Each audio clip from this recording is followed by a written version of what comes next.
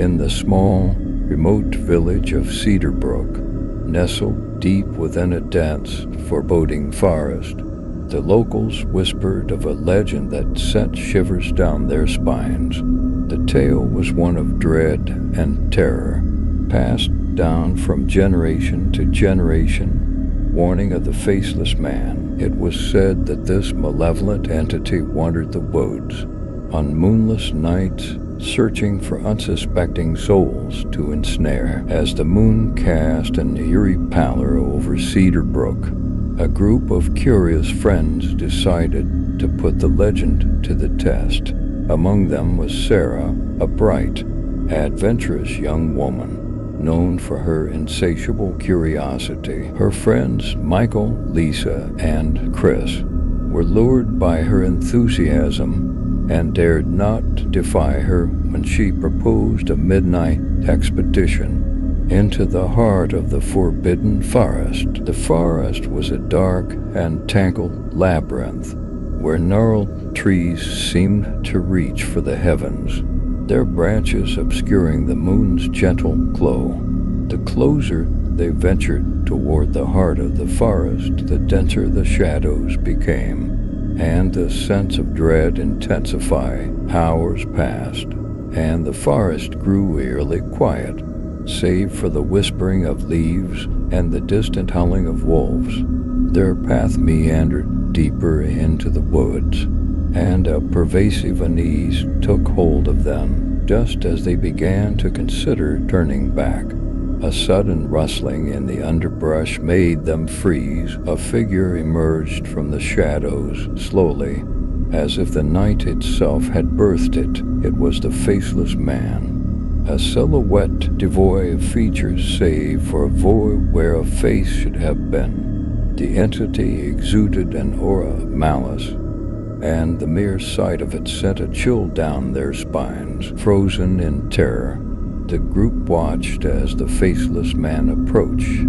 Its movements were unnaturally graceful, a macabre ballet of fluidity. It was dressed in tattered, blood-stained rags that clung to its skeletal frame. As it drew closer, the silence deepened, and their fear intensified. With agonizing slowness, the Faceless Man extended an elongated, bony hand towards them. Sarah, paralyzed by fear, couldn't tear her eyes away from that outstretched hand which beckoned her closer. Her friends pleaded with her to retreat, but her curiosity held her in its grip.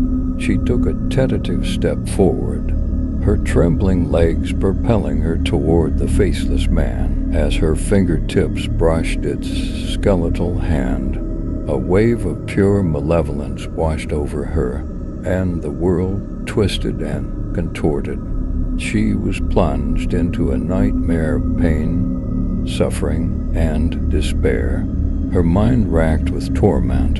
Her friends screamed in horror, but their cries fell on deaf ears. The Faceless Man had claimed her, and she was lost to the abyss. In the days that followed, the remaining trio, racked with guilt, tried to explain what had happened, but their stories sounded like the ravings of madmen. The village, aware of the legend, regarded them with a mix of pity and unease. They could do nothing to save Sarah. Months turned into years, and the group disbanded. Haunted by the memory of that fateful night, Michael took to wandering the woods, searching for a way to free Sarah from the clutches of the Faceless Man. Lisa retreated into seclusion, her sanity slowly slipping away.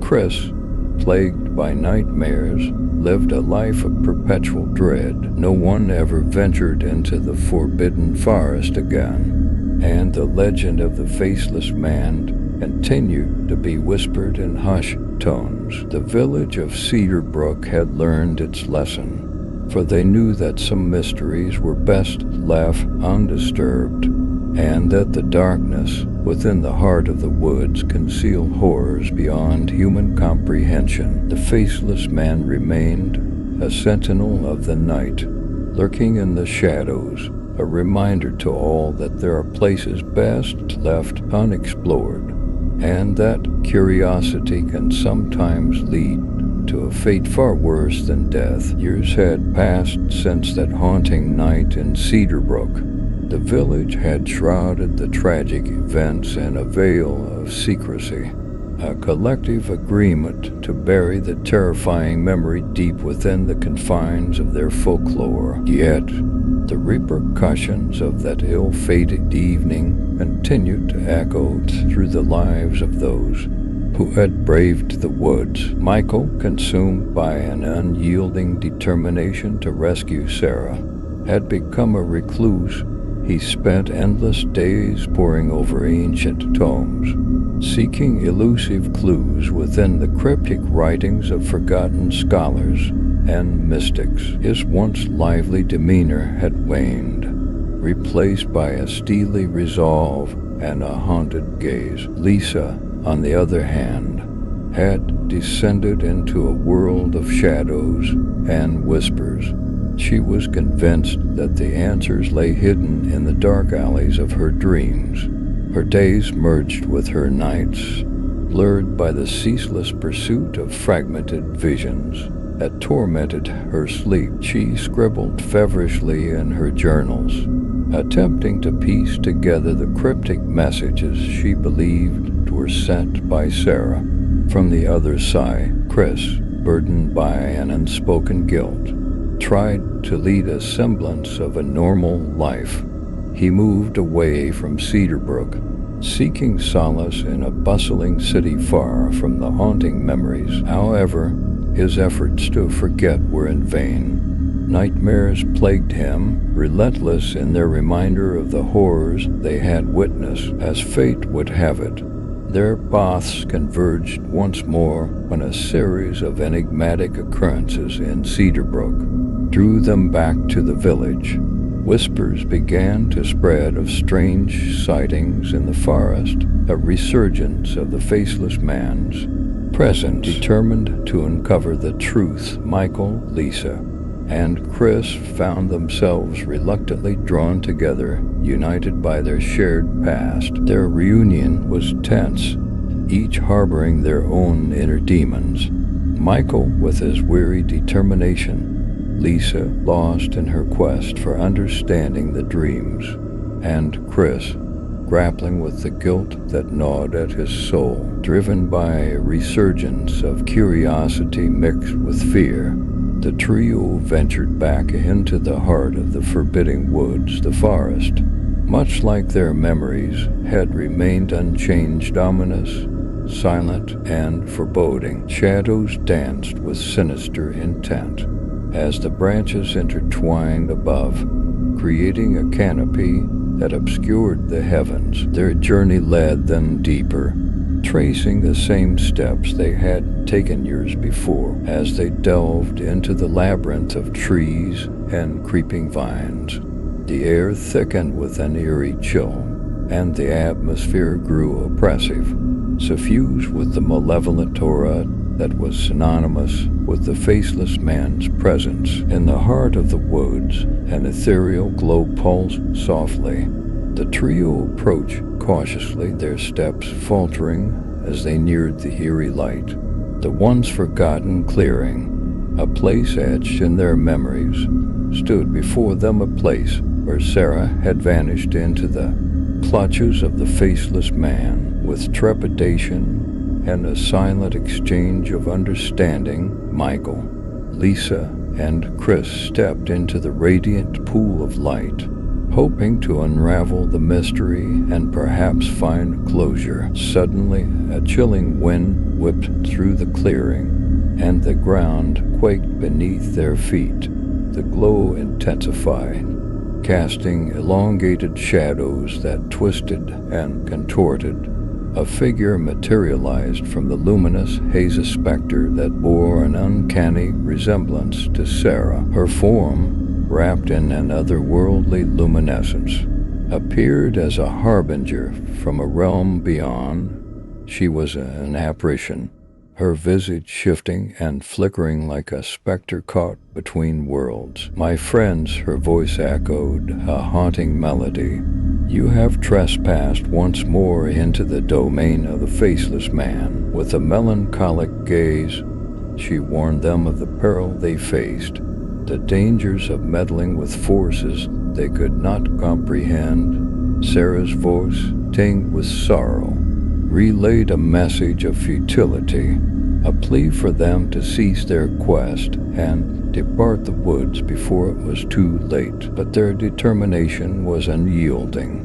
Michael implored the specter of Sarah, pleading for guidance, while Lisa, caught in the thrall of her visions, sought answers in the enigmatic words spoken by the apparition. Chris, burdened by his past, stood silently, torn between the desire to forget and the need for resolution. The spectral figure of Sarah's warning turned dire, her form flickering with increasing instability. The radiant glow around her pulsed erratically, and a malevolent presence began to manifest, a familiar, faceless silhouette emerging from the depths of the shifting light. The Faceless Man, an embodiment of dread and malice, lurked within the luminescence.